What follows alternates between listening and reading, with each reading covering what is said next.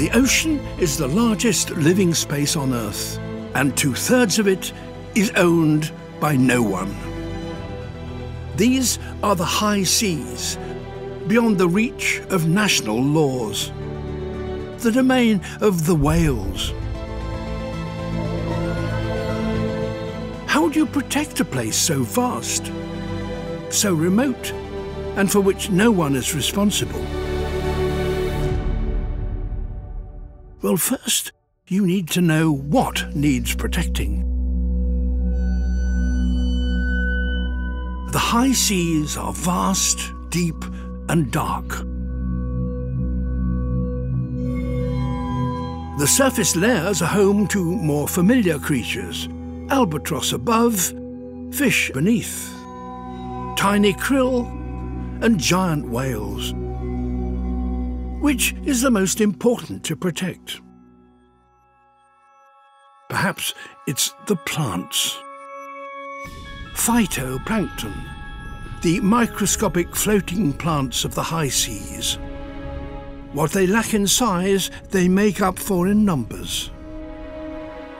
Plankton blooms can be so dense and vast, they can be seen from space. They're so numerous, they create as much oxygen as all the world's forests and grasslands combined. They also soak up vast quantities of carbon, making them a crucial ally in our fight against climate change. But how do you protect phytoplankton? In the high seas, essential nutrients are scarce, and everything, plankton included, has a tendency to sink into the darkness below, where no plant can grow.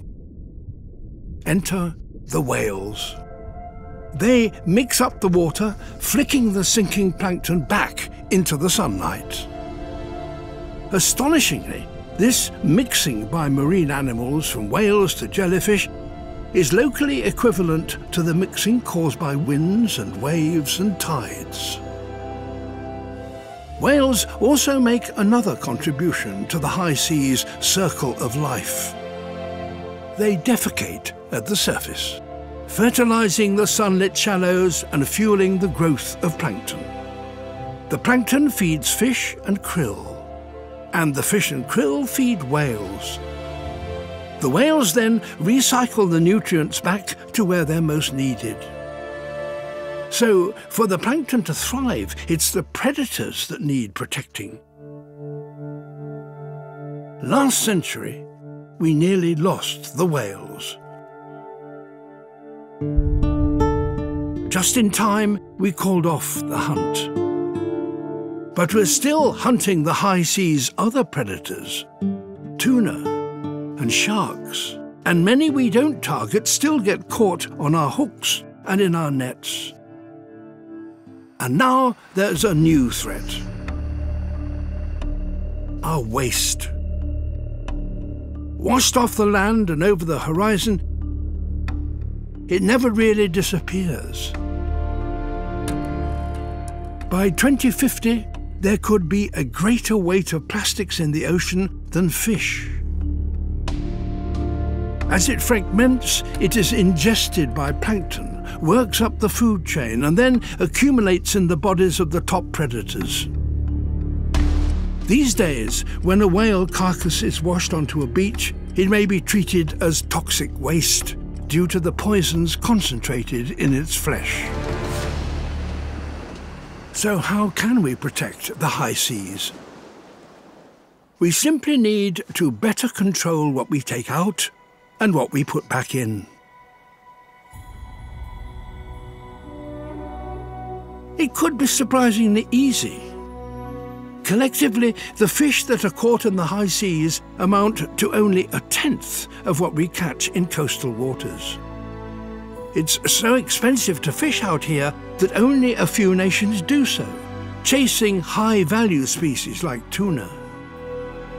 If all the subsidies to these fleets were ended, only a few would be able to turn a profit. That would save thousands of endangered tuna, sharks, turtles, seabirds and dolphins. And that's not all. Currently, only 1% of the high seas are protected. We could set aside a third or more as sanctuaries where all marine life can thrive. We can all play our part in saving the high seas by seeking out products that never need to be binned.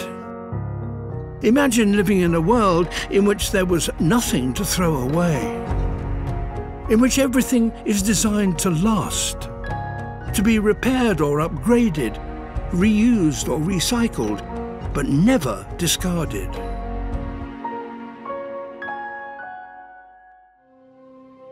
For our high seas, there is hope. Right now, the United Nations are negotiating a brand new treaty to protect all life in the high seas.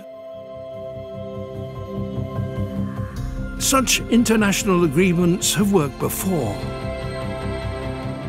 30 years after the nations of the world called a halt to commercial whaling, humpback whales appeared off South Africa in numbers that hadn't been seen for over a century.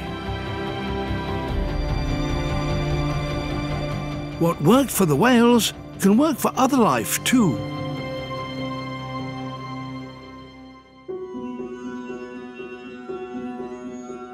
We once thought the oceans were too vast to be polluted, too bountiful to be depleted. We still act as if the high seas belong to no one. It's time to embrace that they belong to us all. This is our opportunity to restore what we have lost, to protect all the wonders of the high seas, and to choose products fit for a finite planet, for our planet.